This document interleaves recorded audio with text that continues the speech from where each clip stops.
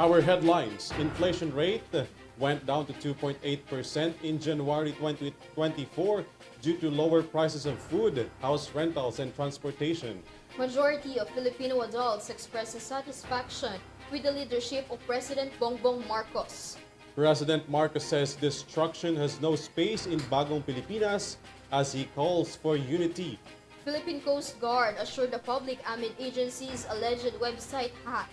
And engaged celebrity couple Dominic Roque and Bea Alonso ends up their relationship.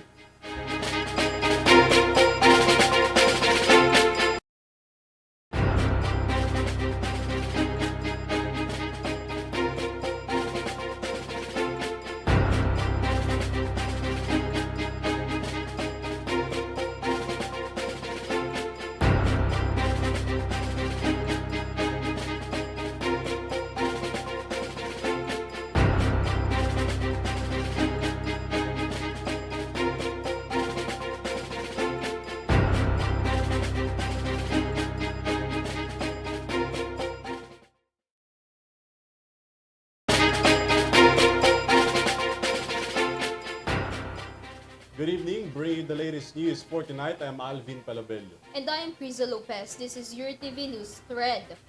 For the first month of the year 2024, a noticeable slowdown in the rate of inflation in various areas were recorded. According to the Philippine Statistics Authority, the steady movement on food and non-alcoholic beverages highly contributed in the overall inflation of the country. Details of this story on my report.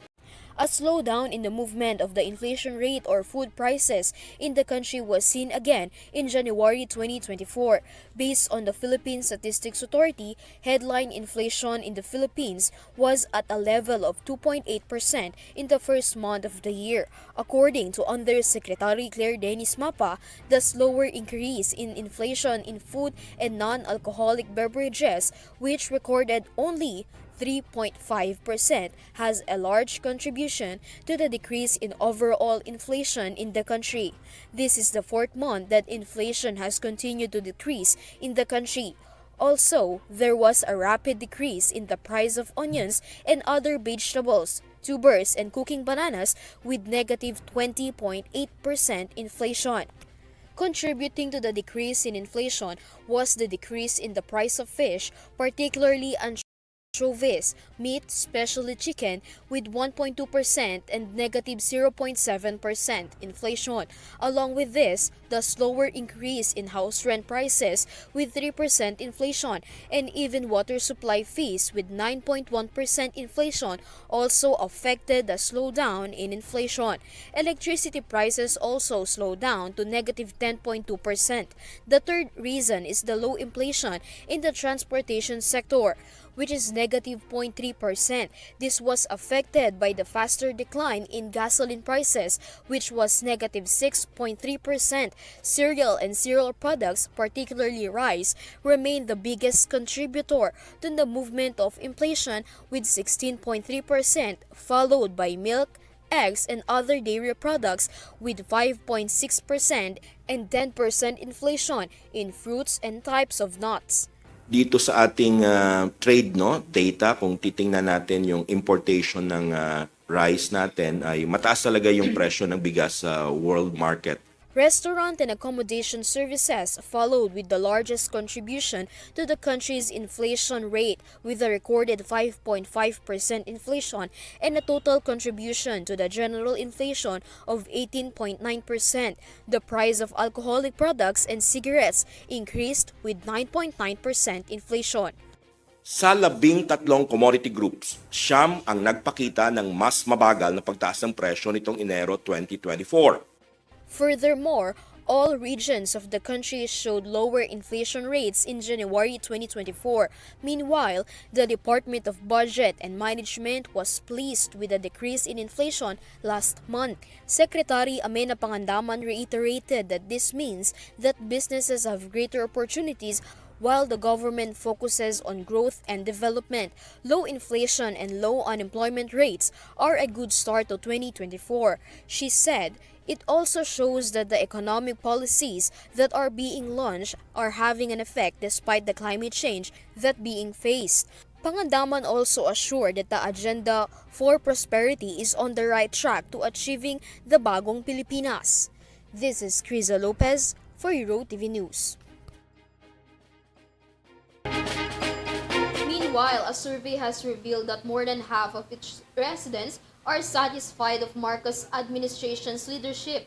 Majority of the respondents that were satisfied with the current leadership came from the older sector. More details on my report. Based on a survey, the majority of the Filipino adults are satisfied with the leadership of President Ferdinand Marcos Jr. in the Philippines. According to Okta Research's fourth quarter Togonang Bayan survey, 59% of the Filipinos said they were satisfied with President Marcos's leadership, while 14% said they were dissatisfied with the president's leadership. 24% are ambivalent or can't decide on Marcos's leadership. A large percentage was recorded in National Capital Region and Visayas, which both got a percentage of 71%. The lowest is in Balance Luzon with only 53%. Based on the age group, the elderly aged 75 years and older are still more satisfied with 76%, followed by the age group from 25 to 34 years old who have 34%. 18 to 24 years old age group recorded lower satisfaction rating. On the other hand, the percentage of Filipino who believes they are heading in the right direction has decreased since March 2023. This is KRIZZA Lopez for Euro TV News. Amid the issue of the succession of Mindanao from the Philippines and tagging him being involved in the drugs watch list, President Ferdinand Marcos Jr. calls for unity for all the members of the government, a bit to support his new campaign, Bagong Pilipinas.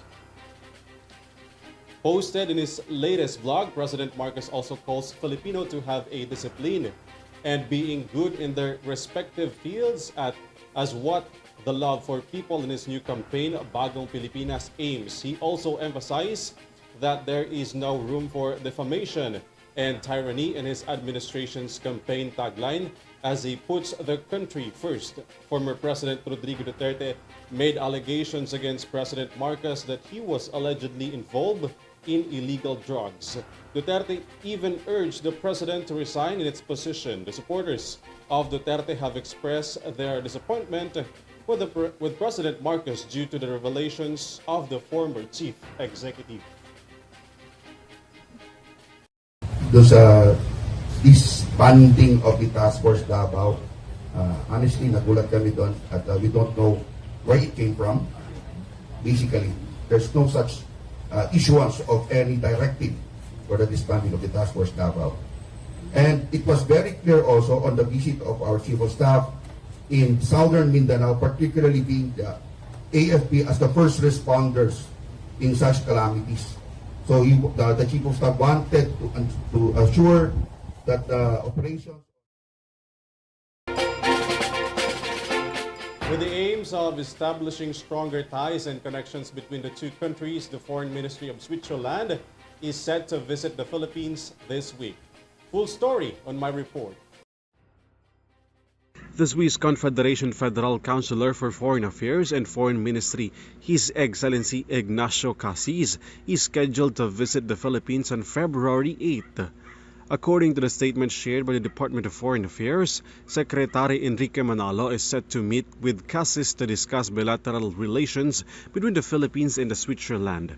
This includes the exchange of views of the two countries when it comes to multilateralism, regional and global issues that belongs to the mutual interest of both countries. Along with Cassis' one-day official visit to the country, he is also scheduled to make a courtesy call to major government officials. This is the first visit of the Swiss Foreign Ministry to the country since 2008. The bilateral relations of the Philippines and Switzerland have been going on for 67 years. According to DFA, more than 15,000 Filipinos live in Switzerland. Most of them are professionals in information technology, engineering, medical, and those who work in the health sector. In a separate statement by the Swiss government, it is said to be part of Cassis' Asia trip. Cassis also hopes that his visit will strengthen the relationships between the Southeast Asian countries. Aside from the Philippines, Cassis will also take its official visit to India, South Korea, and China. ALVIN PELOBELLO for EuroTV News. We will be taking a very short break. Don't get away as EuroTV News Stead returns.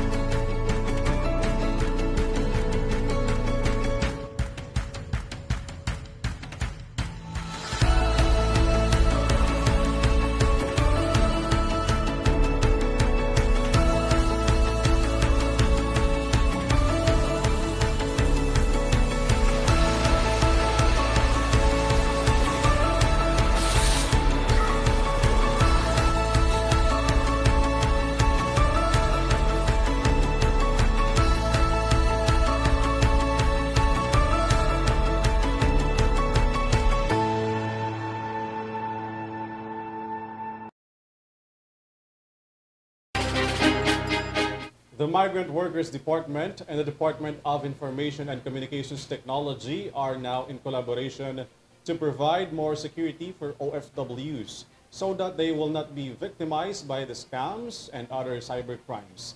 The details of the news here on my report.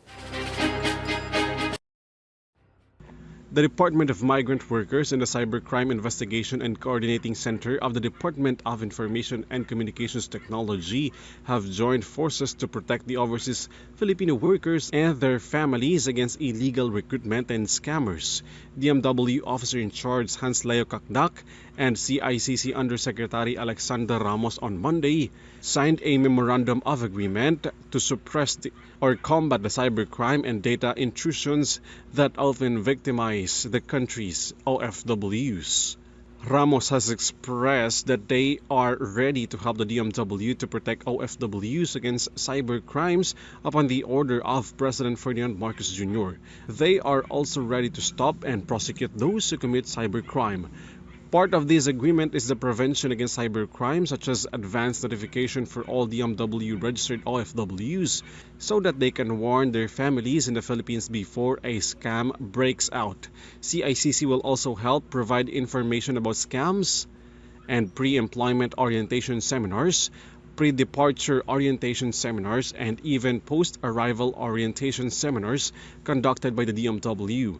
The CICC is also ready to help the DMW to speed up the digitalization of the OEC issuance to the departing OFWs and those returning to their job overseas. ALVIN PELOBELLO for EuroTV News.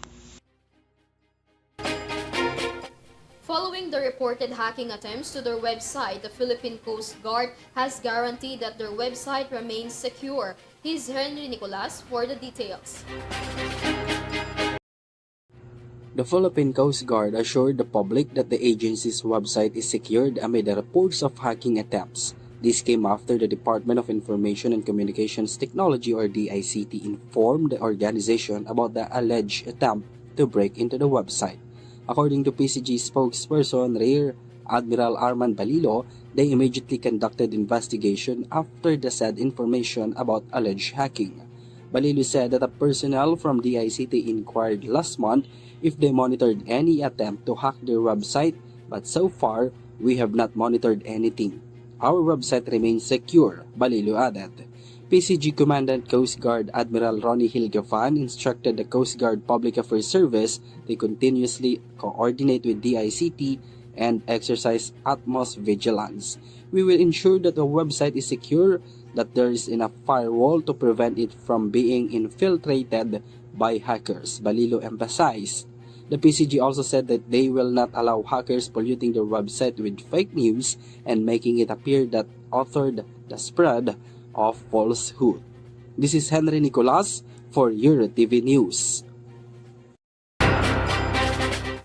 A crash involving a jeepney was reported in a road of Mountain Province. Reports showed that the vehicle encountered a malfunction along the way, resulting to some 34 individuals injured from the accident. Mia Layagin has more.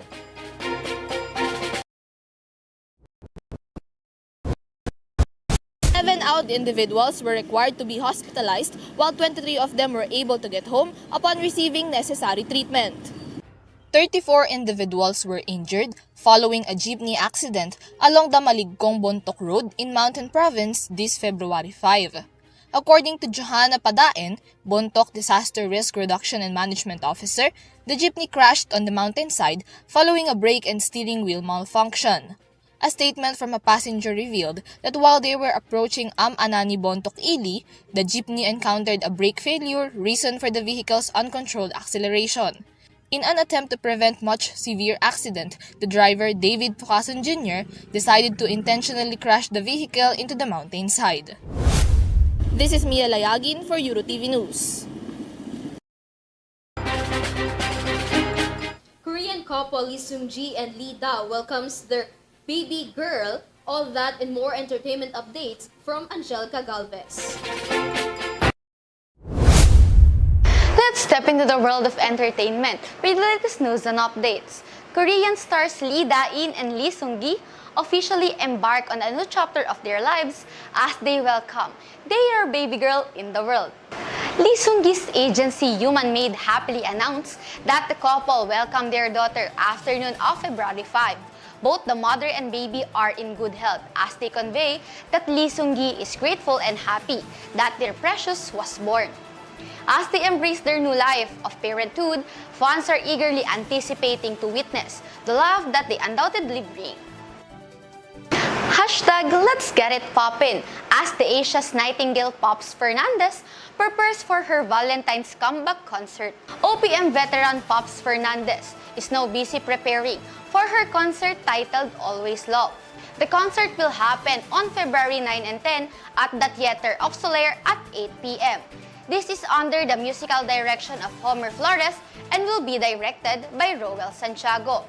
In celebration of her 40th anniversary in the industry, Pops recently released a new song, Always Love, that is available in different music streaming platforms. Last December, Pops launched dance pop love song titled Get It Poppin' as a follow-up to her Always Loved. It is confirmed. Dominic Roque and Bea Alonso have parted ways. The shocking news was revealed by the King of Talk on Tuesday's episode of Fast Talk with Boy Abunda. Diyan muna tayo sa hiwalay. So I am confirming, yes, that hiwalay sila ngayon at last night or 2 nights ago, nag-usap yung dalawa. Ano ang status? Wala. I think kung tama ang aking source, Bea ay isinuli na ang kanilang engagement ring. But are they hoping? Ako ang hula ko is yes. Kasi hindi naman, you don't say tomorrow. Tito Boy stated that Bea and Dominic are attempting to understand one another while they go through a lot of difficult time. That is based on his good sources. Nobody knows though if they will be able to overcome this. In addition, Tito Boy stated that in contrast to reports, the pair did not yet have a set of plans for their April wedding in Tagaytay. It can be remembered that Las Casas Filipinas de Acuzar in Quezon City is where Bea and Dominic got engaged in July. The two have been together since 2021.